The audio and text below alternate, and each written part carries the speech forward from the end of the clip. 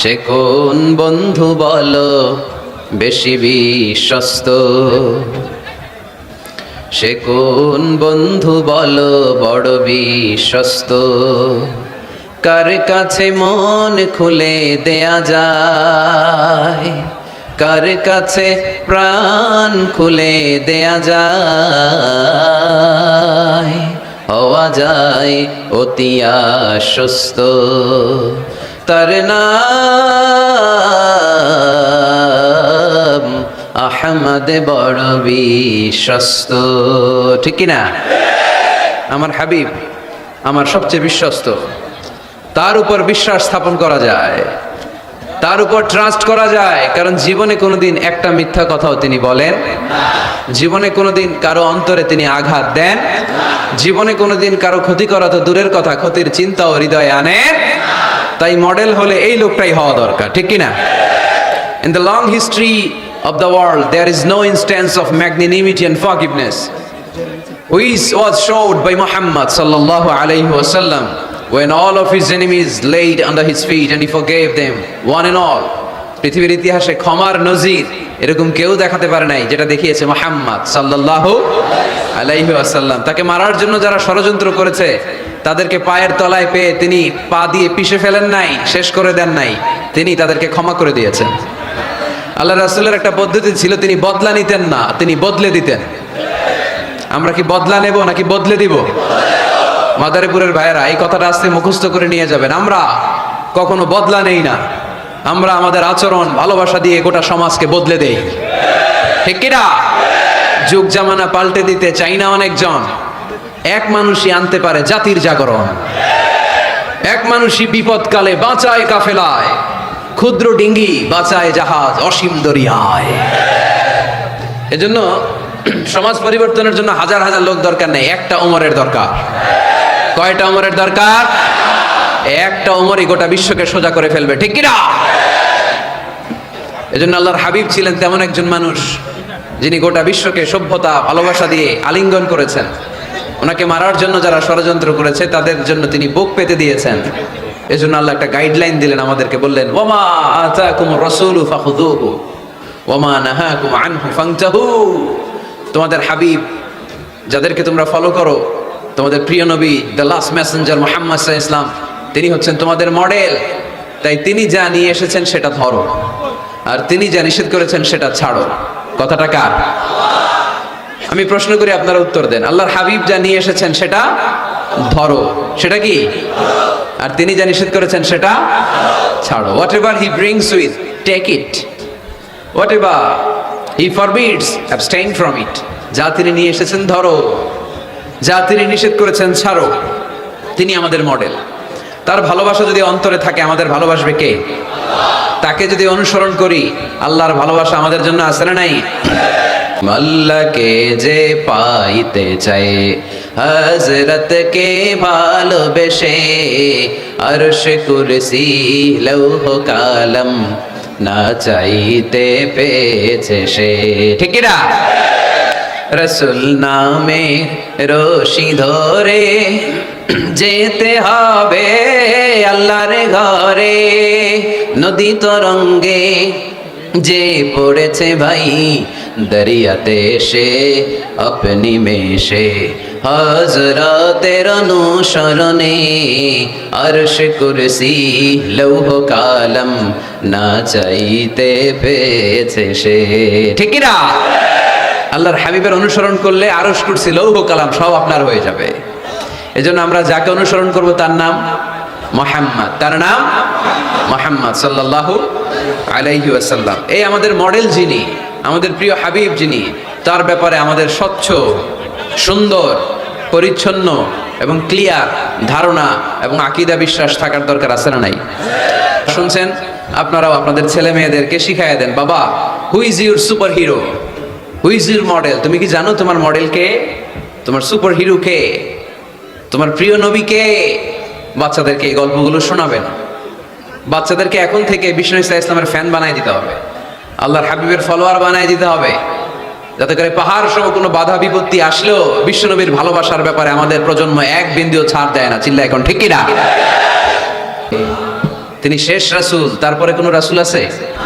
যদি কেউ দাবি করে ভণ্ড, ঠিক কিনা?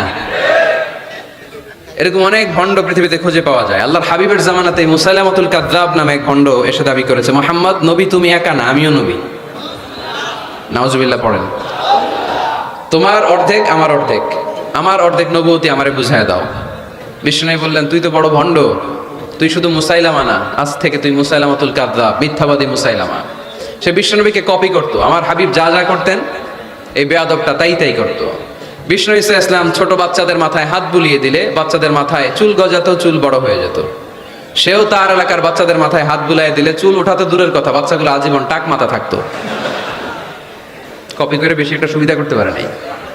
আল্লাহর হাবিব কোনো গাছের মধ্যে দোয়া পরে ফু দিলে এটার বাম্পার ফলন হতো, আর এই বেয়াদব ফু দিলে মুহূর্তের মধ্যে গাছ মুইরা কাঠ হয়ে যেত।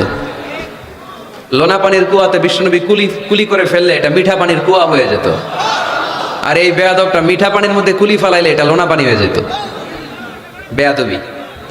আল্লাহর হাবিবের সাথে বেয়াদবি করলে আল্লাহ সহ্য করে না, চিল্লায় বলেন ঠিক কিনা? এখন একটা নাম শোনা যায়, মির্জা গোলাম আহমদ কাদিয়ানি। সে মারা গেছে অনেক আগে। নবীরা পবিত্র, নবীরা যেখানে মারা যায় জায়গাটাও পবিত্র, কিন্তু এই মির্জা গোলাম আহমদ কাদিয়ানি মারা গেছে টয়লেটের ভিতরে। খুব পবিত্র জায়গা, তাই না? টয়লেটের ট্যাঙ্কি ভেঙে নিচের ভিতরে পড়ছে। মেথর এনে শিকল দিয়ে টেনে ওরে উঠানো যায় না, উঠাইতে গেলে ধপাস করে আবার পড়ে। দুনিয়াতেও লাঞ্ছনা, আখিরাতেও লাঞ্ছনা। খবরদার মুসলমান এ ব্যাপারে সচেতন। আমার নবীর পরে আর কোন নবী পৃথিবীতে আসবে? আমার হাবিবের পরে আর কোন রাসূল পৃথিবীতে আসবে? এজন্য আল্লাহর হাবিব বলছেন, লা নবিয়্যা বা'দি ওয়ালা রাসূলা, আমার পরে কোন নবী নাই, আমার পরে কোন রাসূলও নাই। আমি শেষ নবী, আমি শেষ রাসূল। তবে লাউ কানা বা'দি নাবিয়্যুন লাকানা উমর, আমার পরে যদি নবী হওয়ার যোগ্যতা কারো থাকে, আমার সাহাবা ওমরের সেই যোগ্যতা আছে, ঠিক কি না? প্রভু তুমি বলেছ রাসূল দেবে না, বলনি দেবে না ওমর, বলনি দেবে না হামজা তারিক, খালিদ বিজয় সমর। প্রভু তুমি বলেছ রাসূল দেবে না, বলনি দেবে না ওমর, বলনি দেবে না হামজা তারিক, খালিদ বিজয় সমর। প্রভু তুমি বলেছ রাসূল দেবে না, ঠিক না? আমার নবী জীবনে তো কোনো দুঃখ কষ্টের সম্মুখীন হয় নাই, তাই না? না খেয়ে কতদিন ছিলেন এটারই হিসাব নাই, পেটে পাথর বাঁধতেন। হাসান আর হুসাইন রাদিয়াল্লাহু তাআলা আনহুমাকে দেখতে যেতেন, প্রায় দেখতে যেতেন। একবার দেখতে যেতে পারেন নাই, তারপরে গেলেন। যে দেখে হাসান হুসাইন ঘুমায় আছে। ফাতিমা রাদিয়াল্লাহু তাআলা আনহা খাবার রান্না করার অভিনয় করতেছে। খাবার রান্না করার অভিনয়। সকালে বলে রান্না হইতেছে, বাবা ঘুমাও। দুপুরে বলে ঘুমাও। ছোট্ট হাসান হুসাইন রাদিয়াল্লাহু তাআলা আনহুমা ঘুমায়। না খেয়ে বাচ্চা দুইটা মরে যাওয়ার মতো অবস্থা। নানা ভাইয়ের আওয়াজ শুনে বাচ্চা দুইটা বের হয়ে নানা ভাইকে বলে, নানা ভাই আজকে আপনার কাছে একটা বিচার দিব, বিচারটা আপনি করবেন। আল্লাহর হাবিব বলে, আমি যদি বিচার না করি কে বিচার করবে? হাসান আর হুসাইন বলে, নানা ভাই এই বিচারটা সাধারণ কারো নামে বিচার না, আপনার মেয়ের নামের বিচার। বিচার করেন, আপনার মেয়ে ফাতেমা আমাদেরকে খাবার দেয় না কেন? খাবার দেয় না কেন? 2 দিন ধরে তো আমরা 2 ভাই কিচ্ছু খাই নাই, এত ক্ষুধা, আমরা তো ছোট মানুষ না, আমরা সহ্য করতে পারি না। বিশ্বনবী হাসান আর হুসাইন রাদিয়াল্লাহু তাআলা আনহুকে জড়িয়ে ধরলেন আর বললেন, তোমরা 2 দিন ধরে খাও নাই, দেখো আমি পেটে পাথর বেঁধেছি, আমি 3 দিন ধরে কিছু খাই নাই। ওই সময় আচ্ছা, নানা কি কখনো নাতির না খেয়ে থাকার দৃশ্য সহ্য করতে পারে? ওই সময় যদি নবী ওই দোয়াটা করতেন, আল্লাহ আপনি জান্নাত থেকে খাবার পাঠান, জান্নাতি খাবারের বস্তা পাঠাইতো কে? দোয়াটা করে ফেলছিল না? করছিল? ওদের ময়দানে দাঁত ভেঙে ঝরঝর করে রক্ত জ্বললো, তখনও দোয়াটা করে নাই। তায়েফের ময়দানে পিটিয়ে পাথর মেরে বিশ্বনবীকে আঘাত করেছে, তখনও দোয়াটা করে নাই, ঠিক কিনা? খেয়ে না খেয়ে দিন প্রচারের কাজে নিজেকে দিয়েছো বিলিয়ে, তায়েফের কাফিরেরা চিনলো না সে আলো, দুষ্ট ছেলেদের পিছু দিল লেলিয়ে, পাথরের আঘাতে ক্ষত বিক্ষত হয়ে সারা শরীর থেকে রক্ত ঝরে। হে রাসূল তোমাকে ভুলি আমি কেমন করে, হে রাসূল তোমাকে ভুলি আমি কেমন করে। ওই নবীকে ভুলে থাকা যায়? ওই নবীরে ভুলে থাকা যায়? ওই নবীরে যদি কেউ গালি দেয় তার খবর আছে না নাই? আমার নবীর সম্মানে যদি কেউ বা হাত ঢুকাতে চায়, ওই বা হাত কেমন করে ভেঙে দিতে হয় মুসলমানদের জানা আছে, চিল্লায় বলো ঠিক কিনা? আল্লাহর হাবিব যখন আল্লাহর কাছে দোয়া করতেন, এতটা বিনয়ী হয়ে দোয়া করতেন, আল্লাহর হাবিব বলতেন, আল্লাহুম্মা ইন্নী আবদুক ওয়া বনু আবদিক ওয়া ইবনু আমাতিক। আল্লাহ, আমি আপনার গোলাম, শুধু আমি আপনার গোলাম নই, আমি গোলামের ঘরের গোলাম। আমি শুধু গোলাম না, আমি গোলামের ঘরের গোলাম, আমি বান্দির ঘরের গোলাম। আমার বাবা আব্দুল্লাহ আপনার গোলাম, আমার দাদা আব্দুল মুত্তালিবও আপনার গোলাম, আমার মা আমিনা আপনার গোলাম, আমার নানাও আপনার গোলাম। ঠিক কি না? কোরআনে বললেন, কুল ইন্নামা আনা বাশারুম মিসলুকুম ইউহা ইলাইয়া আন্নামা ইলাহুকুম ইলাহুন ওয়াহিদ। ও নবী, আপনি আপনার উম্মতদেরকে বলে দেন, কুল, আপনি বলে দেন, ইন্নামা আনা বাশারুম মিসলুকুম, নিশ্চয় আমি তোমাদের মতোই মানুষ। ইউহা ইলাইয়া, কিন্তু আমার কাছে ওহী আসে, তোমাদের কাছে ওহী আসে। আমাদের কাছে কোনোদিন ওহী নাজিল হয়েছে?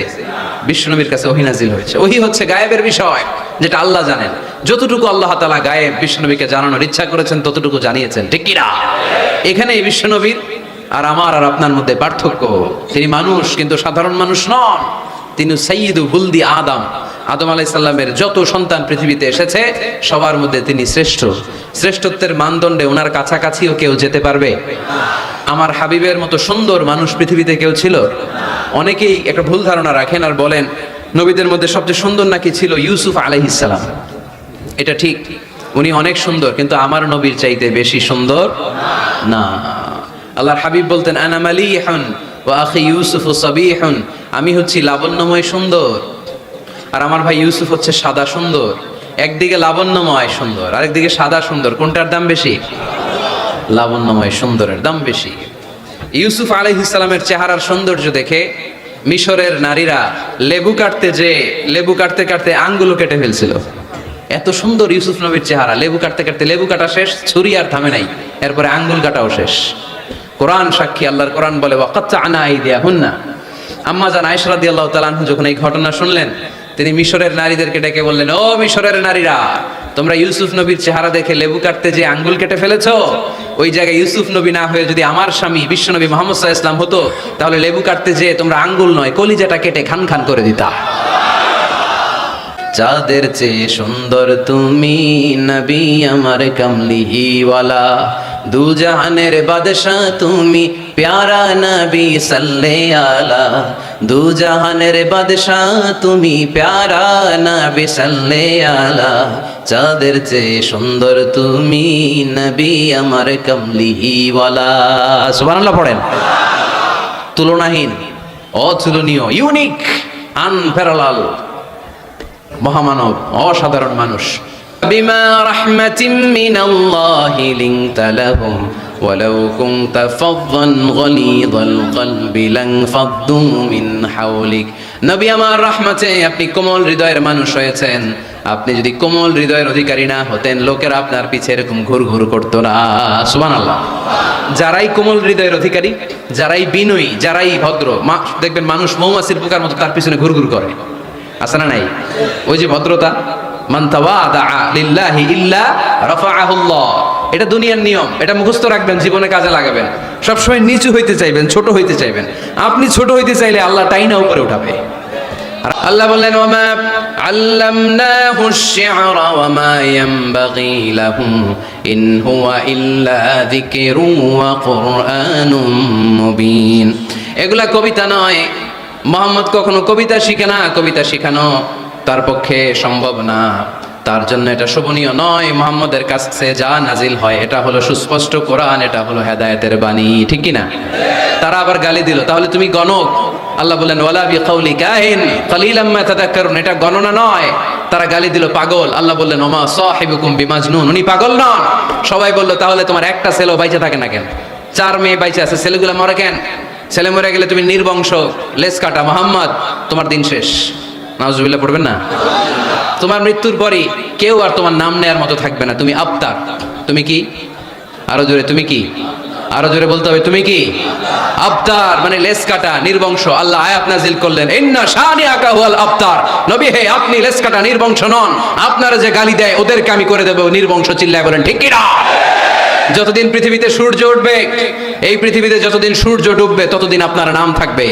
হাইসুমা যুকিরতু যুকিরতা মাই, যেখানেই আমার নাম সেখানেই নবীর নাম আছে না নাই? রাফা'না লাকা যিকরাক। নবী হে, I have dignified the status of you. আমি আপনার মর্যাদাকে অনেক উপরে তুলেছি। দুলোক ভুলোক ছাপিয়ে, সাতাকাশ কাঁপিয়ে আমার আরশের উপরে আপনার মর্যাদাকে আমি তুলেছি। সব সময় প্রশংসা করব কার? প্রশংসা করলে লাভ না লস? আমরা লাভের খাতায় নাম তুলতে চাই, ঠিক কি না? আমরা কোনো লস কামাই করতে চাই না। আমরা বেশি বেশি আল্লাহর প্রশংসা করব। আমরা যেন প্রশংসা করতে করতে আমাদের জীবনটা শেষ করতে পারি। আল্লাহ তুমি তৌফিক দাও। সবাই পড়ি আমিন। আমি প্রশ্ন করি, আপনার আওয়াজ করে উত্তর দেন। সকল প্রশংসার মালিক কে? সকল ক্ষমতার উৎস কে? কেউ যেটা দেখে না দেখে কে? কেউ যেটা পারে না পারে কে? সে আল্লাহর জন্য সবাই আমরা আওয়াজ করে পড়বো আলহামদুলিল্লাহ। সবাই পড়ি রব্বানা লাকাল হামদ হামদান কাসীরান তাইয়িবান মুবারাকান ফীহি ইয়া রাব্বি লাকাল হামদু কামা ইয়ানবাগি লিজালালি ওয়াজহিকা ওয়া আযীমি সুলতানিকা লাকাল হামদু বিল ঈমান লাকাল হামদু বিল ইসলাম লাকাল হামদু বিল কোরআন। আমরা প্রশংসা করলাম কার?